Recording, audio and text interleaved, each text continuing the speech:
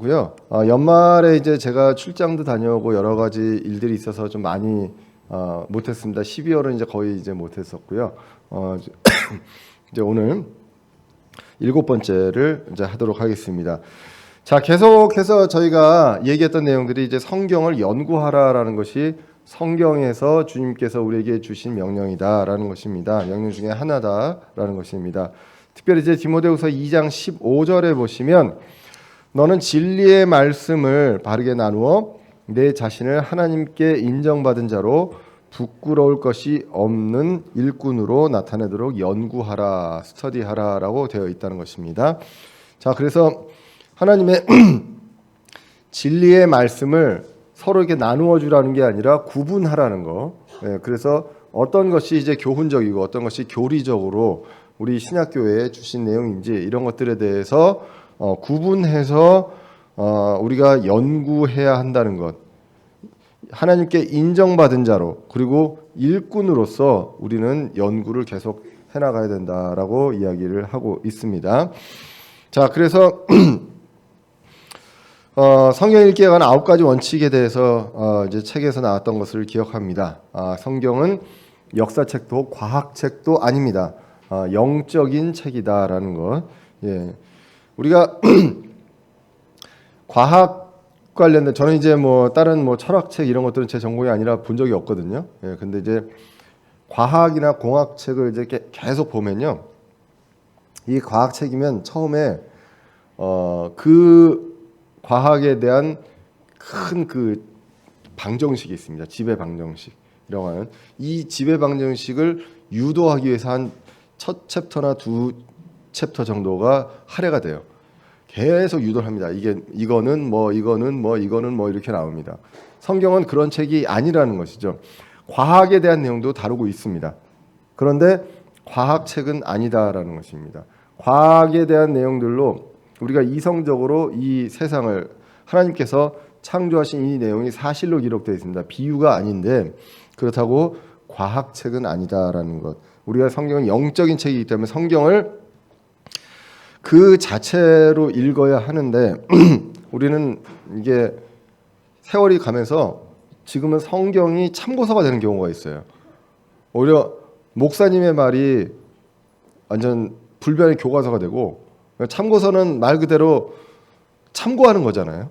예. 근데 성경이 교과서고 성경이 완전 그 절대적인 기준인데 그게 이렇게 옆으로 밀려나는 그런 일들이 있다라는 겁니다. 성경을 그 자체로 읽고 성경을 하나님의 말씀으로 읽어라. 그래서 성경 기록자들이 사람이 쓴 책이다가 아니라 하나님께서 그 사람들을 사용하셔서 영감을 불러 넣으셔서 그 단어 단어에 영감을 불러 넣어서 기록한 책이다라는 것. 그래서 성경을 읽을 때 우리는 하나님의 뜻을 헤아리기 위해서 기도하는 마음으로 순종하는 마음으로 그리고 반복해서 성경을 읽고 그리고 순서대로 우리가 통독하듯이 순서대로 읽을 필요가 있고요. 그리고 8번째 중요하다고 그랬죠. 인내를 가지고 읽어라. 중간에 어렵다고 포기하지 말고 예, 일단 100% 이해가 안 된다고 이제 낙심하지 말고 쭉 이제 읽어가고요. 그리고 하나님의 말씀은 성경으로 끝났다. 더 이상의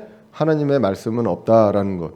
이것이 이제 굉장히 중요합니다. 여기서부터 하나님이 나에게만 무언가를 얘기해주고 뭐 이렇게 하라고 해서 성경의 교리에 반하는 내용이 그 뒤에 추가가 되는 것들은 이단이라고 보시면 됩니다. 그래서 어떤 누구를 떠나서 성경 말씀으로 성경으로 하나님의 말씀은 끝났다라는 것, 뚜껑을 덮으셨다라고 이야기합니다. 그래서 성경의 해석 방법은 여러 가지 이제 지금 우리가 했던 내용들을 요약을 하면 문자적으로 해석을 해야 됩니다. 비유적으로 해석하면 안 된다고 했고요. 그다음에 문화, 당시의 문화에 대한 문화적인 배경 이런 것들을 봐야 되고 그리고 점진적인 계시라고 했습니다. 구약은 성경이 있지만 구약은 그림자라고 했습니다. 실체가 있습니다. 신약에. 그래서 이게 계시가 점진적으로 더 뚜렷해진다. 그것을 이제 보게 되고요. 역사적인 해석이 필요하고 그리고 해석대로 해야 될 게 있고 그다음에 그걸 적용할 때 해야 되는 것들을 구분해야 된다라는 것들을 이제 지난 시간에 이제 이야기를 했었습니다.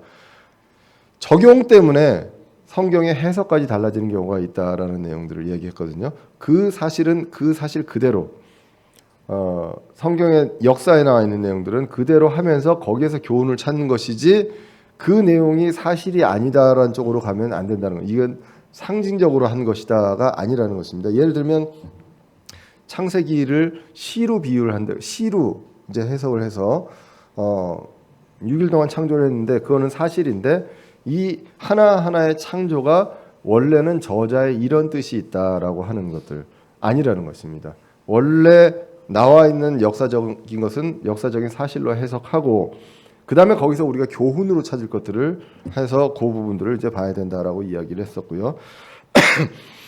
지금 이제 성경은 그 적용은 많지만 해석이 없는 시대다라는 이야기들을 많이 합니다. 그래서 이것은 무슨 얘기냐면 하나님의 말씀에 대해서 이게 무슨 의미인지를 정확하게 먼저 해석을 해야 되거든요. 그런데 그 해석 말고 그거를 여기저기 따가져 와가지고 우리한테 필요한 말씀들로 탁 던지는 그러한 것들이 현대 교회에는 많이 있다. 그렇기 때문에 어떤 흥미있는 이야기들을 조금 한 후에 성경 본문을 읽고 그리고 청중들에게 긍정적으로 작용할 수 있는 것들을 뽑아가지고 이렇게 취사 선택해서 적용하는 그러한 것들이 현대교회에 많다라고 이 책에서 이제 이야기를 하고 있습니다.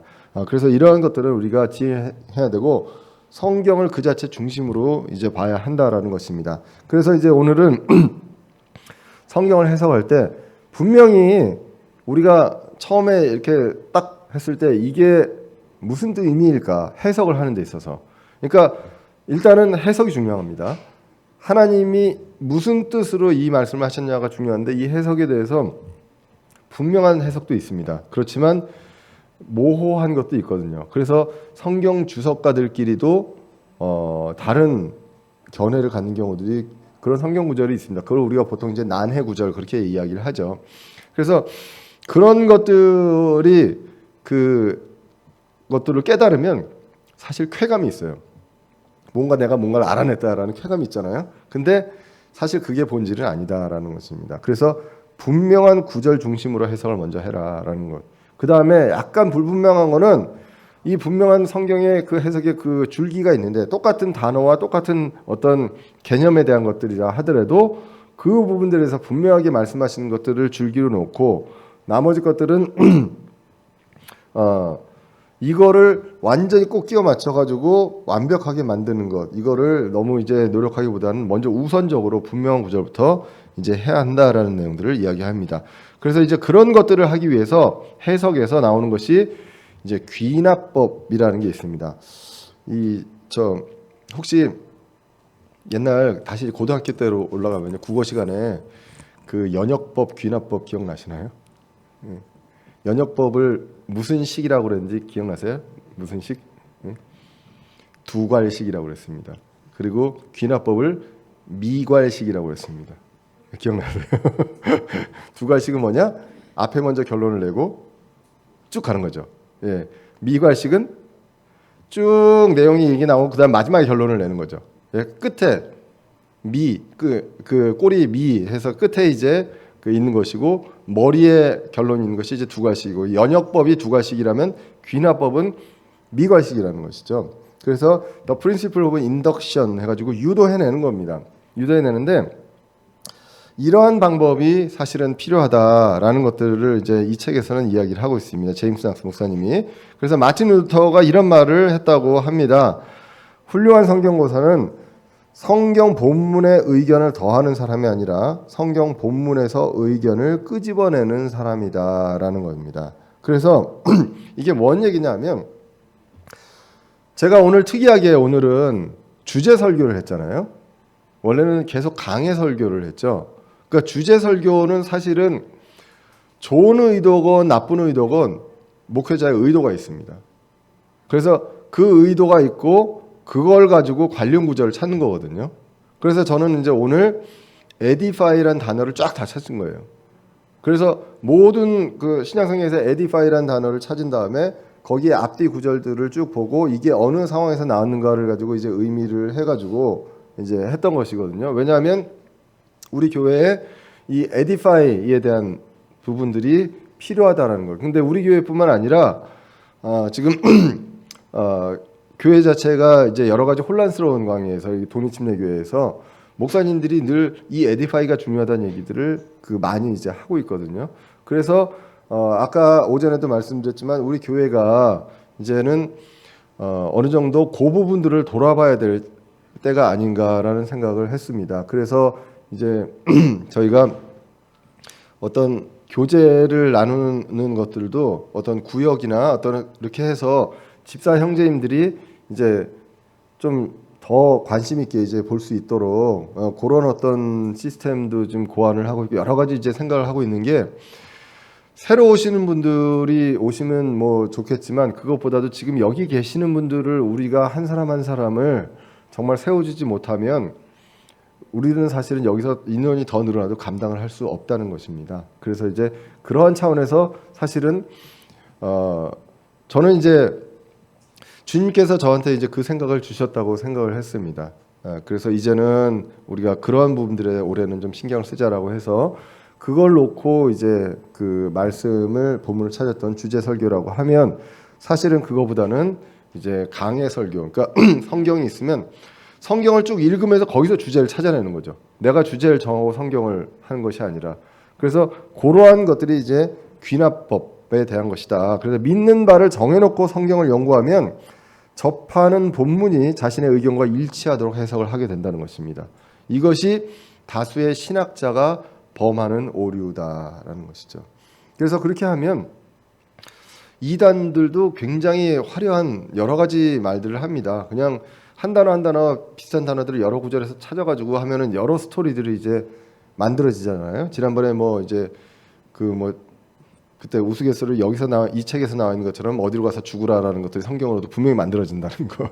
예, 그렇게 이제 나오듯이 분명하게 이제 할 수가 있다는 것입니다. 그래서 귀납적 성경 연구 방법, 성경을 읽고 거기서 결론을 내리는 방법이 있고요. 그리고 연역적인 것은 내가 주제를 정하고 이제 하는 것이다라는 겁니다. 그래서 이 믿는 바를 정해놓고 이 어떤 틀, 그 신학적인 틀, theoretical frame이라고 하는 이 신학적인 틀을 있어야 한다고 주장하는 신학자들이 있는데 이것이 얼마나 위험하냐? 이거에 따라서 칼빈의 예정론으로 빠지게 도 됩니다. 그래서 하나님께서 구원할 사람들 다 예정에 놓으셨다고 놓고 그거를 지지하는 구절들을 다 찾는 거죠.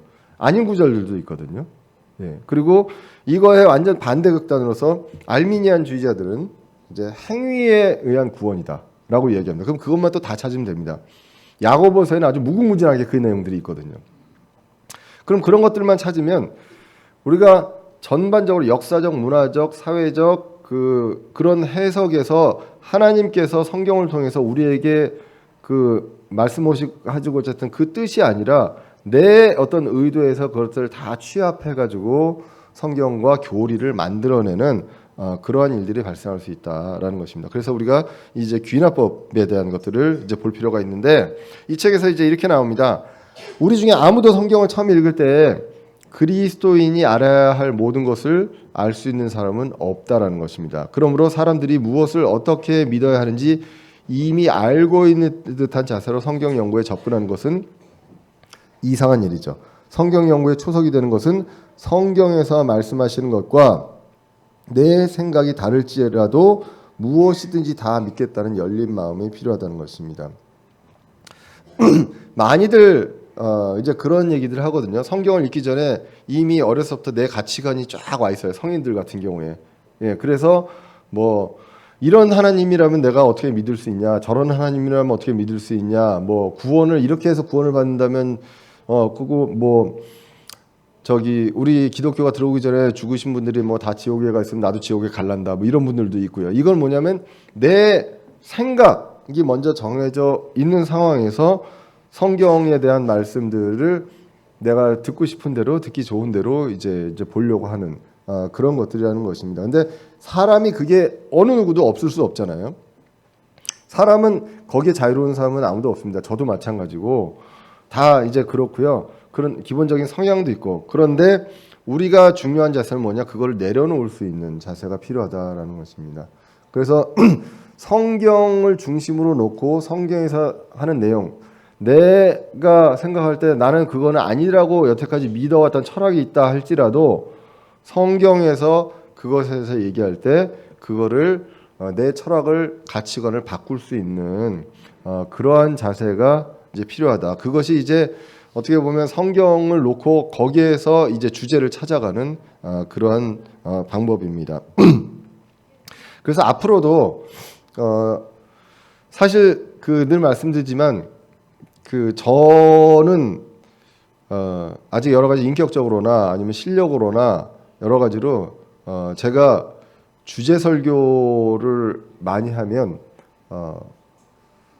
저도 이제 제 의도대로 할 가능성이 높을 것 같아요. 그래서 저는 그거를 제어하려고 합니다. 그래서 그럴 수 있는 한 방법 중에 하나가 뭐냐? 강해 설교라는 것입니다. 그래서 처음에 어떤 성경책을 선택할 때 주제를 정해놓고 하지 않습니다. 그리고 처음에 성경을 그 어떤 성경을 한다, 뭐 디모데전서를 한다, 고린도후서를 한다고 할 때 기도 중에 우리 교회에 필요한 말씀들이 큰 주제가 뭐가 있을까라고 했을 때 그걸 하지만 사실은 말씀을 전하면서 제가 제 짧은 생각으로 했던 거와는 다른 주제가 굉장히 많이 이제 우리 어떤 시대와 이런 거에 따라서 이제 나오는 것을 볼 수 있게 됩니다. 왜냐하면 그 본문에서 주제를 찾게 되거든요. 그러면 계속 그 성경 전체에서 연속성이 있죠.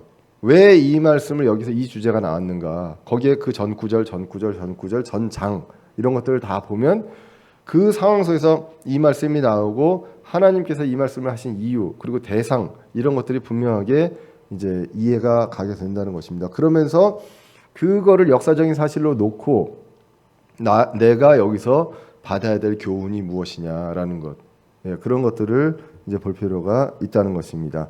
자, 그래서 이러한 관점에서 이제 가장 확실한 해석을 선택하게 됩니다.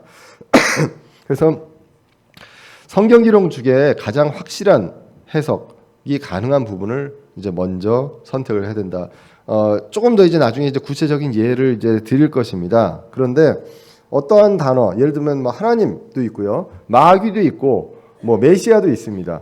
뭐 침례도 있고 여러 가지가 있는데 이러한 것들에 있어서 성경을 쭉 찾으면 쭉 나옵니다. 요즘에는 아까 뭐 에디파이에 관련된 것들 성경 찾는 것도요 쉬워요. 요즘에는 그냥 그 프로그램에다가 에디파이 딱 치면 쫙 다 나옵니다. 요즘에는 많이 쉬워졌어요. 옛날에는 처음에는 제가 이제 미국에 처음 갔을 때는 책이요 그 이만큼 두꺼운 책이 그 스트롱이라는 책이 있었어요.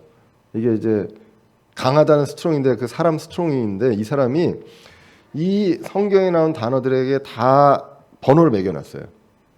그래서 그 성경의 단어가 어디 나온다라는 것들을 다 이제 찾아낸 겁니다. 그 스트롱 번호가 있어요. 그러면 그 당시에는 그 책을 보고 내가 어떤 단어를 찾고 싶다면 사전처럼 그 단어를 찾아요. 그럼 거기에 나와 있는 그 번호를 가지고 그 관련 구절을 찾으면 다 나옵니다. 그때 참 이거를 이 책을 대단하다. 이걸 어떻게 썼을까? 이거 평생 이거 성경을 봐도 이거 어떻게 썼을까라 싶을 정도로 되어 있는 것들이 있었거든요. 근데 이제는 그 스트롱 번호도 프로그램 안에 다 들어가 있어요. 컴퓨터 프로그램 안에. 그래서 뭐 찾는데 10초도 안 걸렸습니다. 에디파이 찾는데. 예.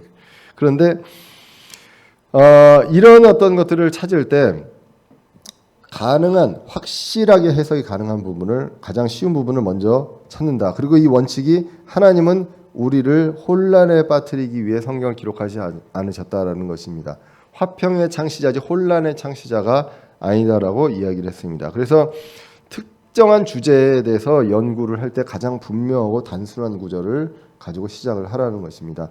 이 특정한 어떤 주제 이 주제를 가지고 성경을 공부하는 것이 이제 조직 신학이라고 합니다, 보통. 그래서 이제 조직 신학을 하게 되면 하나님에 대해서, 마귀에 대해서, 예수님에 대해서, 뭐 성령님에 대해서 또 어떤 여러 가지 주제들에 대해서 성경 전체에 나와 있는 기록을 가지고 그 정의를 이제 하게 되거든요. 자, 그렇게 할 때 가장 분명하고 단순한 구절부터 이제 시작하는 게 좋다. 우리가 이제 여러분들 한 사람 한 사람이 성경을 읽고 이제 공부할 때 그렇다는 것입니다. 그래서 분명하게 말씀하고 있는 부분부터 연구를 시작하고 의심스러운 부분들이 있으면 분명한 부분에 빛에 비추어서 해석을 하라라는 것입니다.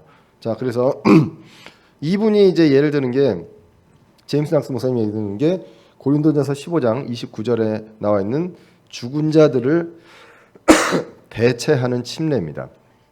자, 이거 이제 고린도전서 15장은 저도 이제 고린도전서 강의할 때 이제 이 내용을 이야기를 했었거든요. 그래서 이것이 죽은 자들을 위한 침례냐 아니면 죽은 자들을 대신하는 침례냐라는 내용부터 시작해서 쫙 얘기를 했습니다. 그래서 해석적으로 봤을 때는 죽은 자들을 대체하는 침례가 맞다. 근데 거기에도 여러 그 해석들이 주석가들이 있었다라는 것들을 우리가 이제 고린도전서 15장 강해를 가서 보시면 그 많이 나와 있어요. 저도 이제 그 많은 구절들을 보면서 굉장히 이제 거기서 이제 딱 멈추게 되는 거죠. 그러니까 강해 설교가 좋은 점이 다음 주에 설교 본문을 뭘 할까 고민 안 해도 됩니다. 예, 정해져 있거든요. 정해져 있는데 거기서 이제 갑자기 난해 구절이 나온다 그러면 거기서 이제 멈추는 거예요.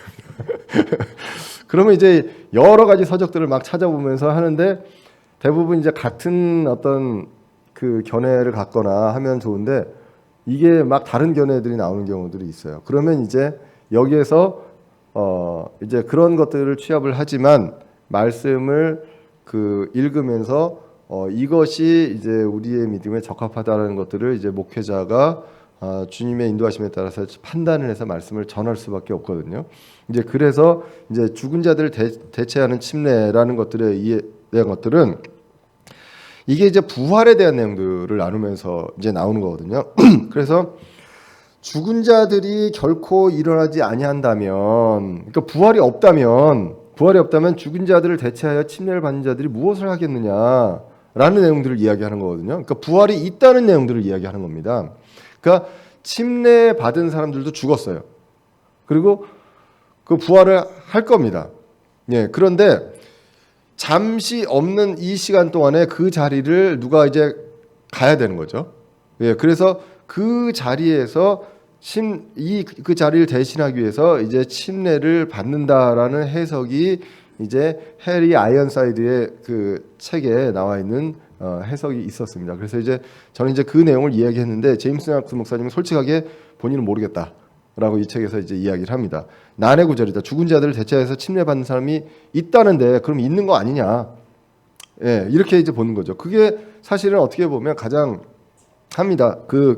명확합니다. 근데 기본적인 침례는 내가 침례를 받는 것이지 누굴 대신해서 침례를 받는 게 아니거든요. 그게 성경의 침례의 가장 큰 원칙입니다. 그리고 내가 개인적으로 신앙 고백을 하고 주님 앞에 그 사람들 앞에 그것에 대해서 이제 고백하는 그 양심을 고백하는 것이 침례다라고 이제 베드로후서에 나와 있잖아요. 예, 그래서 그게 어떤 침례의 가장 중요한 교리라면 이거에 대해서 이 내용이 이렇게 나왔을 때 너무 어렵다라고 하면 사실 이거에 매달려가지고 침례의 원래 교리를 바꿀 필요가 없다는 거죠. 침례의 원래 교리는 이미 부인할 수 없을 만큼 성경에 분명히 나와 있다는 거예요. 근데 이 한 구절에서는 죽은 자들을 대체하는 침례가 있다라고 이야기를 한다는 거죠. 이게 이제 개혁성경은 죽은 자들을 위해서 침례를 받는다는 내용으로 되어 있거든요. 그러면 이건 더 이상해집니다. 이미 죽은 사람이 있는데 죽은 사람을 위해서 내가 침례를 받는다는 거예요. 이거는 완전히 아니거든요. 예, 그래서 부활은 있는데 여기서 말하는 부활은 하나님을 믿고 죽은 자들에 대한 내용을 고린도전서 15장에서 이야기를 하잖아요. 예, 그래서 썩지 아니할 몸으로 이제 일어날 것들에 대해서 이제 이야기를 하게 됩니다. 그럼 이 사람들 침례를 받은 사람들이에요.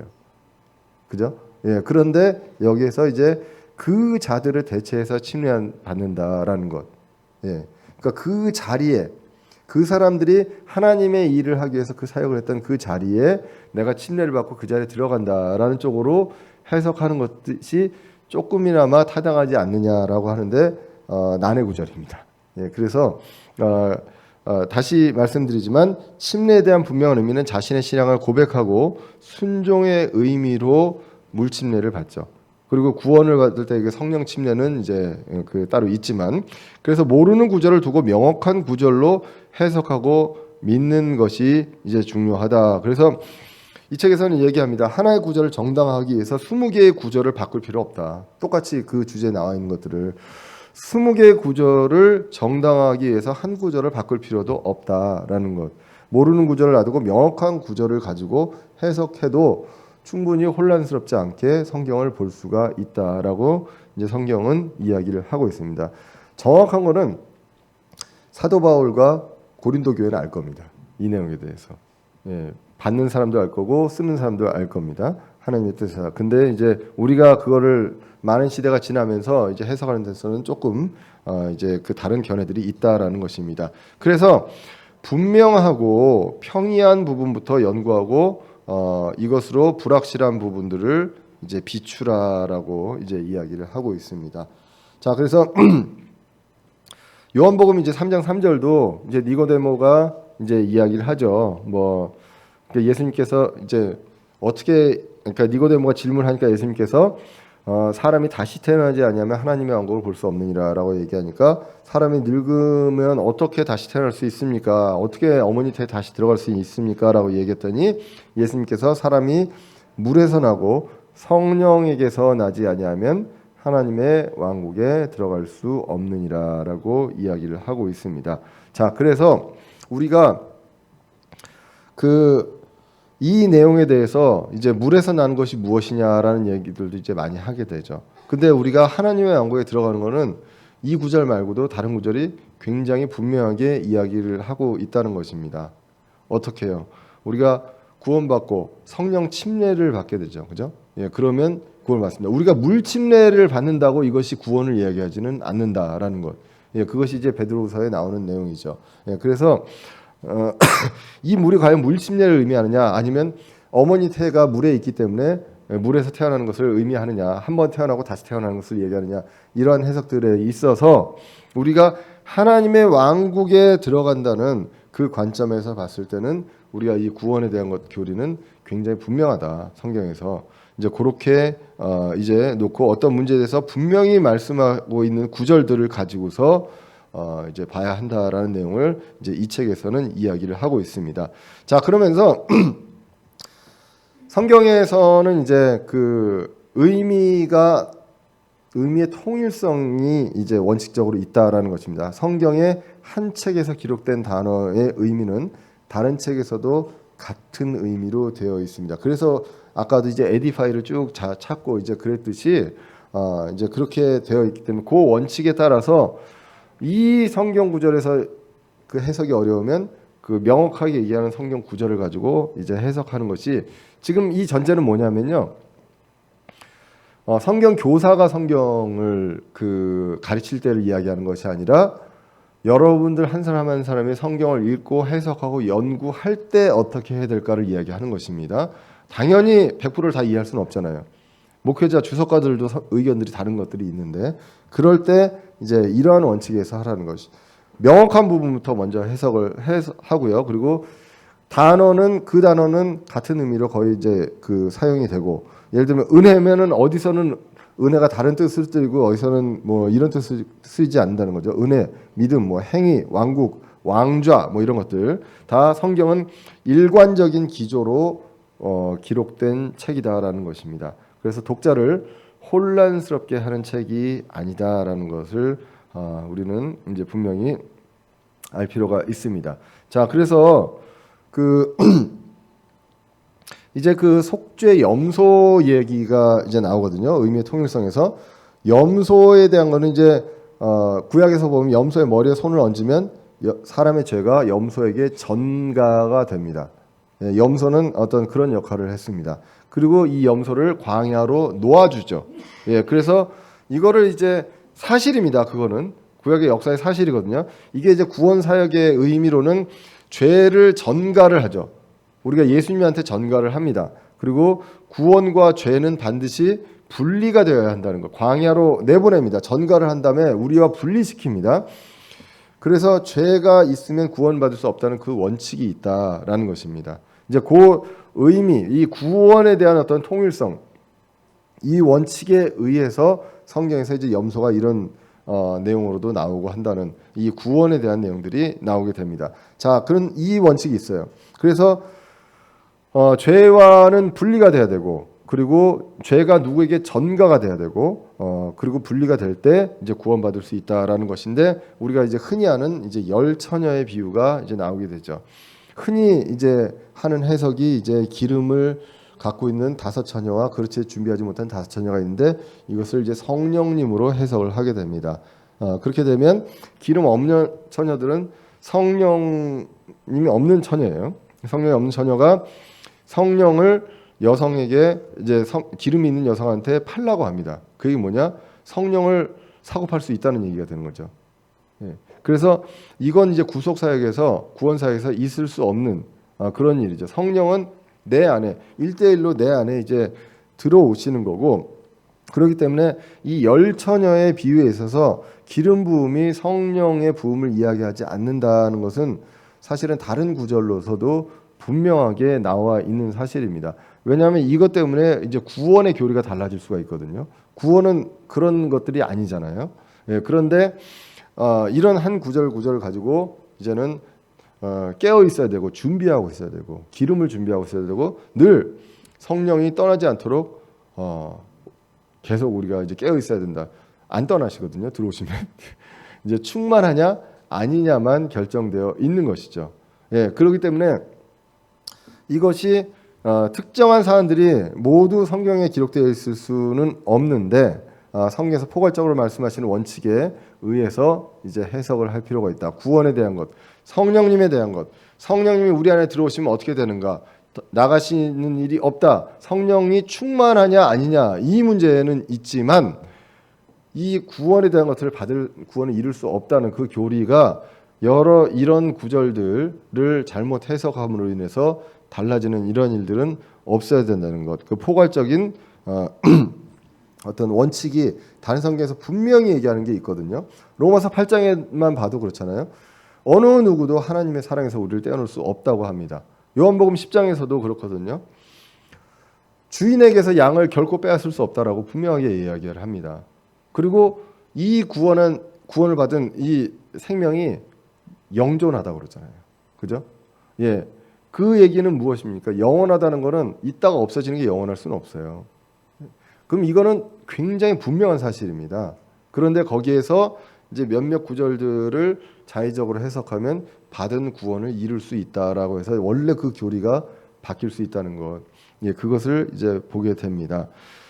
뭐 사실 여러분들 뭐 술은 성경에 나옵니다, 그죠? 그 술을 마시지 마라 뭐 이런 내용들은 이제 나와요. 근데 담배는 어떻습니까? 담배는 성경에 안 나오잖아요. 그래서 담배 피시는 분들이 담배는 성경에 안 나오지 않느냐라고 이야기를 합니다. 그런데 이 어떤 특정한 사안들에 대해서는 나오지 않습니다. 하지만 우리의 몸이 뭐라고 합니까? 우리의 몸이 성전입니다. 예, 성전이고 성령님께서 우리를 의의 도구로 내어드려서 영적 전쟁에 승리하라는 것이 일관적인 성경의 가르침이잖아요. 예. 그러면 내 성전에 있어서 도움이 안 되는 것들은 안 하는 게 맞죠. 예. 뭐 담배건 뭐 술이건 이런 개념으로 이제 우리가 성경을 전체적으로 볼 필요가 있습니다. 또 이야기합니다. 도박하지 말라는 건 없지 않느냐. 그렇잖아요. 예.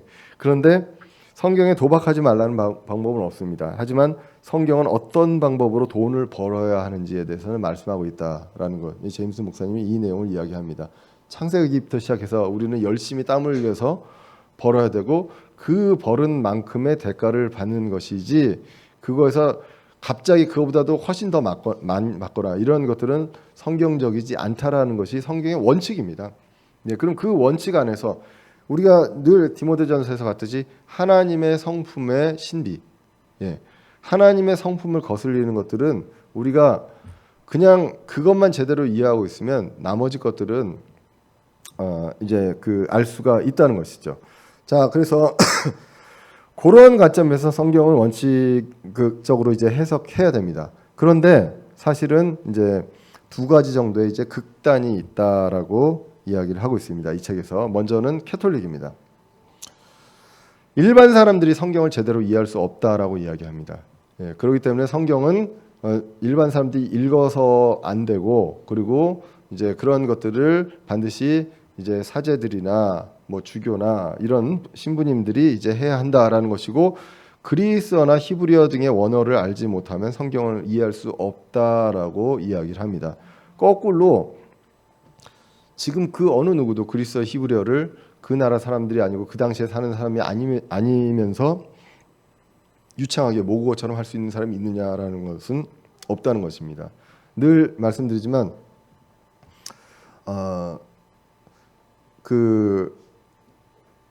여러분들 우리 한국말이 있어도 고어를 100% 이해하거나 해석할 수 있는 사람이 없잖아요. 예.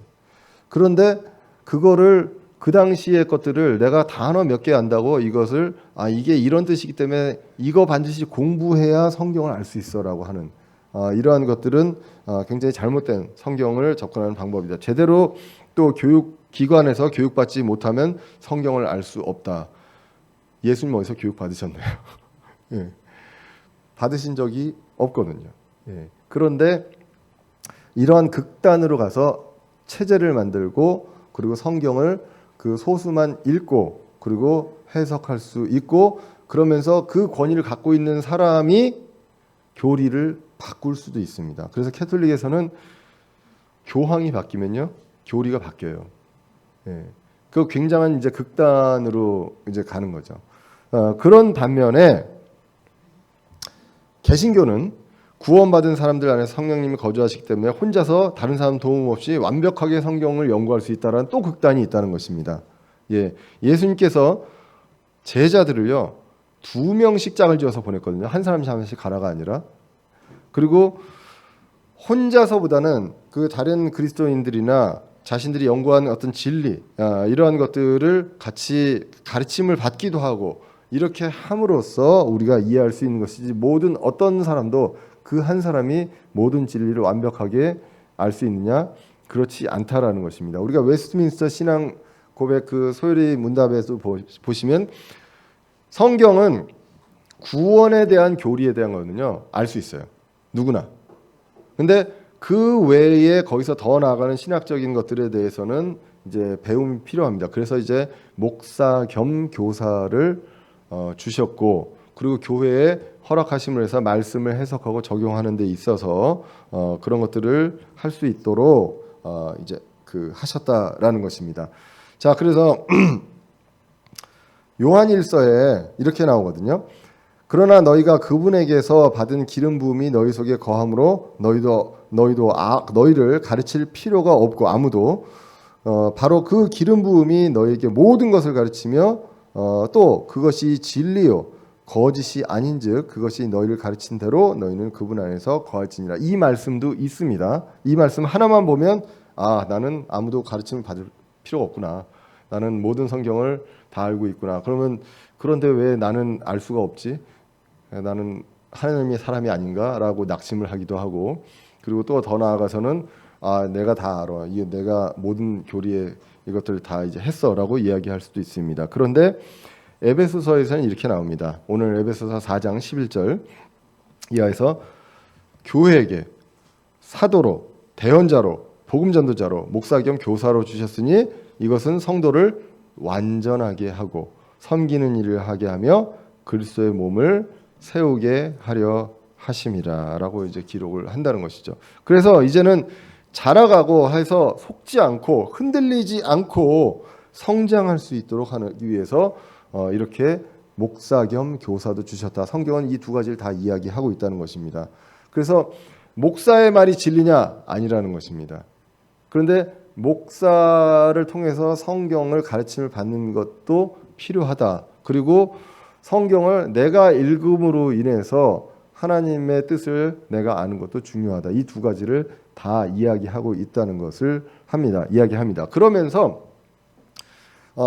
오늘 앞으로 넘어가 보면 성경 해석할 때 쉬운 부분부터, 명확한 부분부터 먼저 해석을 하고, 그리고 귀납적으로 성경에 나와 있는 내용을 중심으로 거기에서 이제 그 주제와 교훈을 찾아야지 내가 생각하고 있는 가치관을 가지고 하면 안 된다라는 것입니다.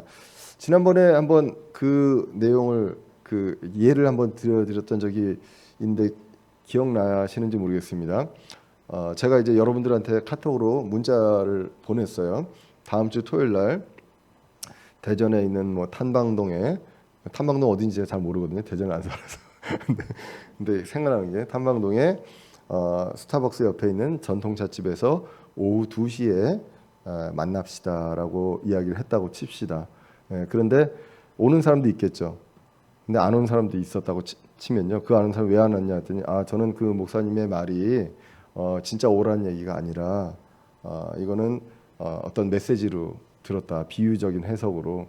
그래서 대전은 대한민국의 중심이다. 그래서 대한민국의 중심이 되어야 한다.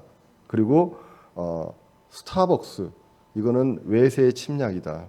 그렇기 때문에 스타벅스를 옆에 두고 옆에 전통찻집 우리의 전통을 살리라는 것으로 해석을 했고 거기에서 차를 마시고 오후 2시라는 얘기는 해가 가장 쨍쨍 떴을 때이기 때문에 우리가 빛으로서 뭐 이렇게 해석을 했습니다라고 하면 어떻게 생각하시겠습니까? 네. 성경은 그렇게 쓰여져 있는 게 아니다라는 것이죠. 거기에는 이제 내 생각이 들어가 있잖아요. 이게 우스갯소리 같지만 많은 신학자들이 성경을 그렇게 해석하고 있다는 것입니다. 그 예전에 이제 지난번에 한번 얘기했는데 돌이라는 분이 뭐 요한복음 강해에도 한번 내셨어요. 저는 이제 그분이 왜 그 책들 자꾸 성경을 가지고 강해를 내시는지 모르겠어요. 무슨 의도로 내시는지 모르겠거든요. 근데 최근에 뭐 신문에 보니까 마가복음 강해를 또 냈더라고요. 네. 근데 그 이분은 제가 말한 그런 식으로 해석을 하는 거거든요. 철학자로서 어떠한 단어가 있으면 예수님이 예전에 그때 아마 김수환 추경이 살아계셨을 때일 겁니다. 아마 예수님이 태어나실 때 당시에 인구 조사를 로마 역사에서 하지 않았다라는 거예요. 네. 그러면 그게 왜 스토리가 들어가 있느냐? 구약에서 나와 있는 그 메시아와 뭐 이런 것들 때문에 반드시 거기서 태어나야 하고 그게 그러한 의미가 있기 때문에 뭐 예수가 이렇게 했고 저렇게 했고 막 이렇게 얘기를 합니다. 그래서 예수가 이렇게 하라고 한 것은 그거는 거기에 뭐 철학적인 의미가 뭐가 들어가서 그런 식으로 얘기를 해요. 아까 제가 스타벅스 얘기한 거랑 뭐가 다릅니까? 그렇게 하거든요. 근데 그게 먹히는지 잘 모르겠어요. 그게 먹힌다면 진짜 우리 교회가 반성을 해야 되겠죠. 근데 사실 아시다시피 신학대학 교수예요. 그분이. 예. 그러니까 사실 통탄할 일입니다. 근데 참 읽어보고 반박을 하고 싶지만 제가 시간이 너무 아까워가지고 저 바빠가지고 그런 책을 쓰는구나라는 것까지만 들었는데 내용은 안 봐도 뻔하죠. 예전에도 그런 얘기들을 워낙 이제 많이 했었기 때문에 그래서 이게 굉장히 뭐가 그러냐면요. 우리는 예수님이 누구십니까? 예수님이 누구신가요? 네. 하나님의 아들이시죠. 그거를 한 단어로 하면 세 글자로 하면 하나님이잖아요. 예수님이 하나님인데 이분은 훌륭한 사람으로 가는 거예요. 훌륭한 사람으로. 훌륭한 철학가고 훌륭한 정치가로 갑니다. 그래서 뭐 그 당시에 그 핍박받았던 사람들, 그 사람들에게 희망을 주는 그러한 아주 대단한 뭐 민중가요 정치가다. 얼마나 멋있습니까? 얼마나 멋있는데 사실은 거기에 자신의 철학이 들어가 있고 그걸 가지고 한다는 거예요. 그러면 만약에 저는 궁금한 게 만약 그분이 자기가 진심을 담아서 이렇게 해라고 쓴 책을 제가 그거는 김용옥 선생이 그 당시에 쓴 것은 그렇게 하라고 쓴 책이 아니라 뭐 이러한 관점에서 썼다라고 하면은 어떨지 잘 모르겠어요. 그분이 이제 살아있는 입장에서 하나님도 살아계시잖아요. 그렇죠? 살아계신 하나님이 뻔히 보고 있는데 그 책을 본인이 하나님보다 더 잘 안다고 그거를 하고 있는 현실이고 그것이 이제 신학대학에서 교수란 분을 직책으로 이제 책을 쓸 수 있고요. 그리고 이건 굉장히 그분이 이제 극단으로 갔지만 많은 신학대학 교수님들도 그러한 철학으로 역사의 관점에서 성경을 봅니다. 아까도 했지만 로마에 저는 그래요. 저는 역사를 많이 공부는 해보지 않았지만 역사라는 거는 사람이 쓰는 거잖아요. 사람이 쓰면 본인의 어떤 정치적인 의도에 따라서 뺄 수 있는 거는 빼야 됩니다. 그러면 로마에서 그때 이제 유아 학살령이 있었다고 하잖아요. 그 예수님 때문에. 네. 근데 그게 기록이 없거든요, 역사에. 그럼 거꾸로 누가 그걸 역사에 기록하겠습니까? 애들을 죽이는 건데. 그러면 로마는 원래 그런 것들 상관없이 역사를 그 어떤 그 왕이나 이런 거랑 상관없이 역사를 아주 객관적으로 쓴 것이다. 그거 어떻게 알죠? 그거 지금 뭐 10년 전, 20년, 30년 전에 일었던 사건들도 잘 모르는데 그거를 어떻게 안다고 그렇게 자신 있게 얘기하는지 제가 무식을 탄로하는지 모르겠지만 저는 제 짧은 지식으로는 그거에 대해서 객관적인 근거를 가지고 알 수가 없어요. 네. 그런데 그러한 것들을 통해서 이제 그런 것들이 역사적인 사실이 아니다라고 하고요. 이게 뭐 그런 어떤 뭐 김용옥 교수라든가 이런 분들만 아니고 저 도울이라고 할게요. 이름 네, 그런 분들만 얘기하는 것이 아니라요. 신학에서도요. 그냥 정통 신학에서도 예수님 때 그 유아 학살령 이거를 가지고 전문적인 신학 그 정통 전문적인 신학 용어로 모세 유형론이라고 그럽니다. 그게 뭐냐면 예수님은 모세보다 뛰어나신 분이어야 되거든요.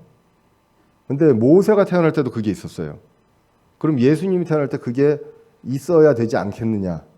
그래서 역사에는 없지만 그것을 성경에서 이제 그러한 차원에서 넣었다라고 하는 것이 이단에서 얘기하는 것 같으세요? 아니거든요. 저 신학에서 정통 신학에서 얘기합니다. 모세 유형론 찾아보시면 다른 얘기가 아니잖아요. 예. 어느 걸 사실이라고 하느냐? 역사가 사람이 쓴 부족한 사람들이 쓴 역사를 사실이라고 놓고 성경에 나와 있는 내용이 역사에 없으면 이 성경은 이거는 어떤 저자가 그거를 의도해서 했다라고 해석하는 것들이 많은 신학자들이 하는 오류 중에 하나라고 오늘 이 책에서 얘기하는 것이 그런 것들입니다. 만약에 우리가 성경을 정말로 하나님께서 사람을 이용해서 그 단어에 영감을 넣어서 주신 완전한 무허한 말씀이라고 한다면 사람이 쓴 책은 오류가 있을 수 있잖아요. 그러면 어떤 거를 믿어야 되겠느냐라는 것이죠. 어차피 증거는 없어요. 책밖에 둘 다. 그러니까 객관적으로 누구든지 증거는 없어요. 그러면은 무엇을 우선을 놓고 기본으로 놓고 우리가 다른 것들을 해석해야 되냐라고 봤을 때 우리는 분명해집니다. 그래서 내가 생각하는 체계, 내가 과학적으로 봤을 때 6일 동안 창조된 건 힘들어요. 예를 들면. 그리고 창조보다는 진화가 맞아요.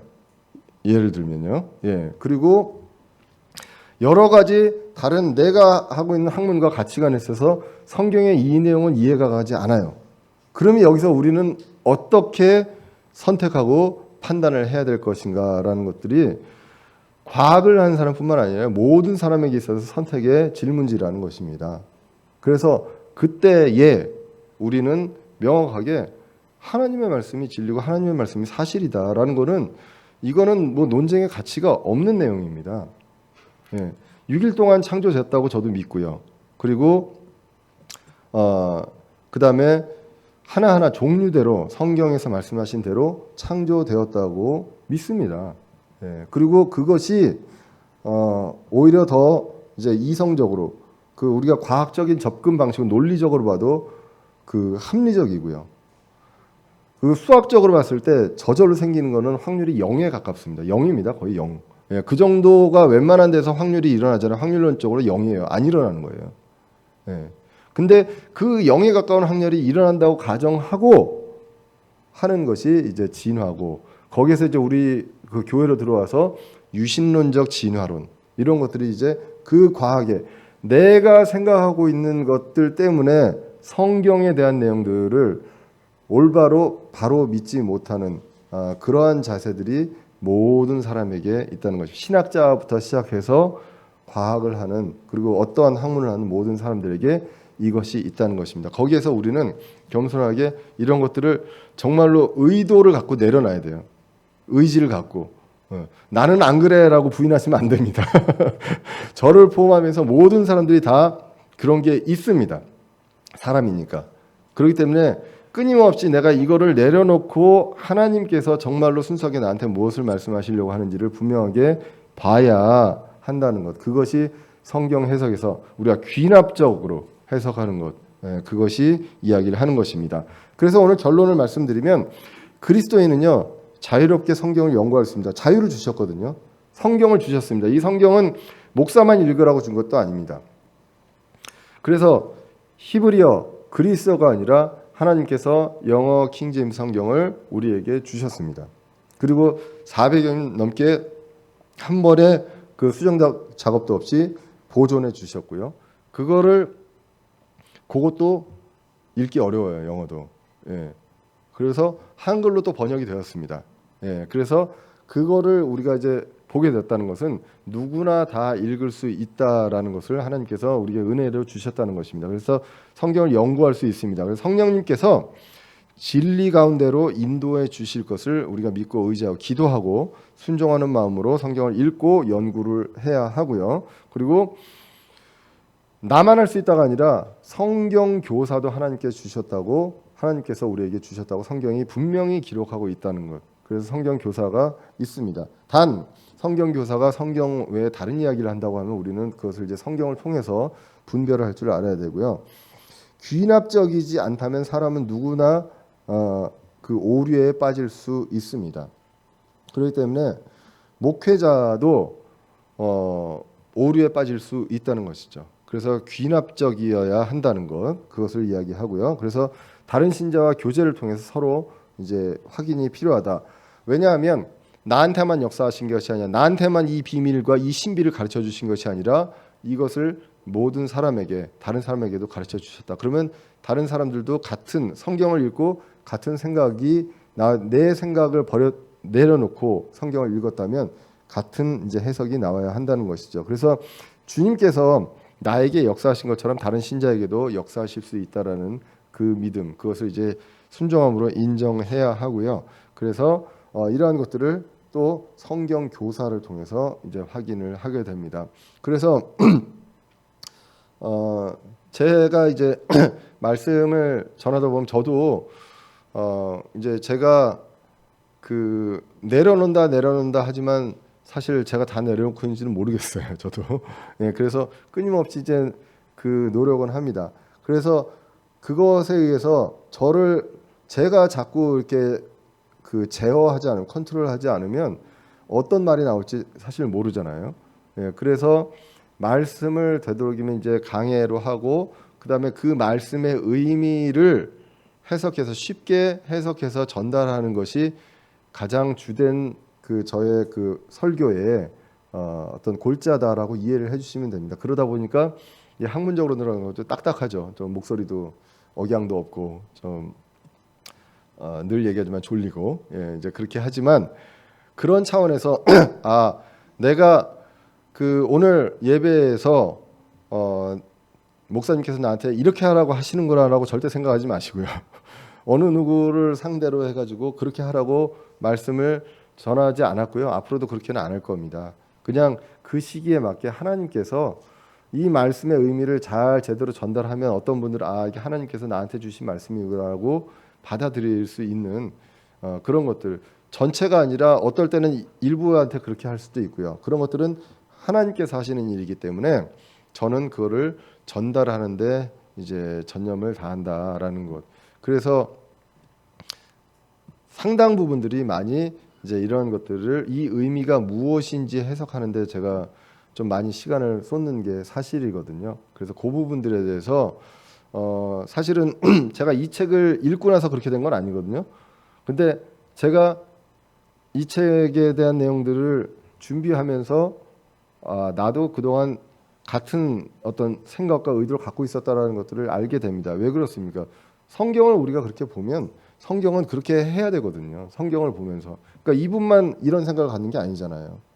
그런 것처럼 우리가 사람을 보거나 사람의 의도를 보거나 하는 것이 아니라 하나님의 의도를 보고 말씀을 해석하고 나한테 주시는 말씀으로 저 목사가 오늘은 나한테 들으라고 이렇게 딱 집어서 얘기하는구나라고 절대 생각하지 마시고요.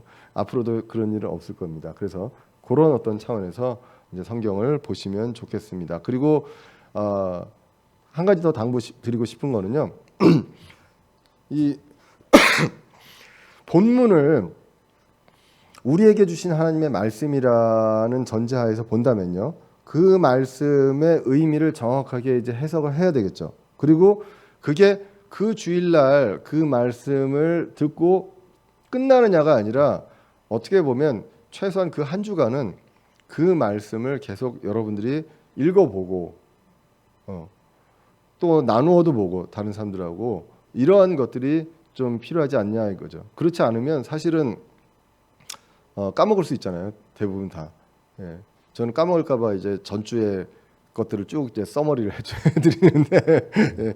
안 오신 분들도 있고 디모데 그 어떤 성경 전체의 어떤 스토리를 알기 위해서 하긴 하지만 그런 차원에서 우리가 그 말씀을 하나님께서 우리에게 주셨다. 목사가 오늘 그 말씀을 정하고 준 게 아니라 하나님께서 주셨고 이 앞에 있는 사람은 그냥 이거를 단지 내가 이해할 수 있도록 해석하는 사람에 불과하다라고 하면 다시 그 말씀이 그러한 거를 한 주간 그 말씀을 쭉 묵상하고 보면서 내가 내 삶에 그리고 이 주간에 이 말씀을 통해서 적용할 수 있는 것이 무엇인지 다시 한번 그런 것들에 대해서 이제 묵상하고 생각하고 그러한 것들이 이제 필요하지 않나 이제 생각을 해봅니다.